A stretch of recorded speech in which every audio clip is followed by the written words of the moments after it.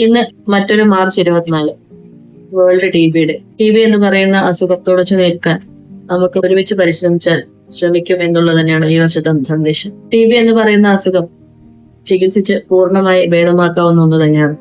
എന്നാൽ കൃത്യമായ പരിശോധനയും സമയബന്ധിതമായ ചികിത്സയും വളരെ അത്യാവശ്യം വേണ്ട ഒരു അസുഖം തന്നെയാണ്. ഗവൺമെന്റ് എത്രയോ വർഷമായി ഗവൺമെന്റ് ആശുപത്രിയിൽ ഫ്രീ ആയി ചികിത്സ നൽകുന്ന ഒരു അസുഖം കൂടിയാണ് ടി ബി. എന്നാൽ ആളുകൾ അതിന്റെ ചികിത്സയ്ക്കും അത് കണ്ടുപിടിക്കാനുള്ള ടെസ്റ്റുകൾക്കും വിമുഖത കാണിക്കുന്നത് കൊണ്ട് തന്നെയാണ് ടി ബി ഇപ്പോഴും സമൂഹത്തിൽ കാണാൻ സാധിക്കുന്നത്. വിട്ടുമാറാത്ത ചുമ 2 ആഴ്ചയ്ക്ക് മുകളിൽ ഉണ്ടെങ്കിൽ എല്ലാവരും ടി ബി പരിശോധന നടത്തേണ്ടതാണ്.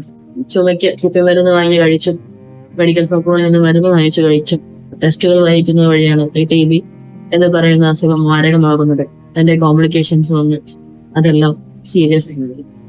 അതുകൊണ്ട് തന്നെ വളരെ നേരത്തെ കണ്ടുപിടിച്ച് ചികിത്സിച്ചാൽ പൂർണ്ണമായി ഭേദമാക്കാവുന്ന ഈ ഒരു ടി ബി സമൂഹത്തിൽ നിന്ന് തുടച്ചു നിൽക്കണമെങ്കിൽ നമുക്ക് ഒരുമിച്ച് പരിശ്രമിക്കുക അത്യാവശ്യം തന്നെയാണ്.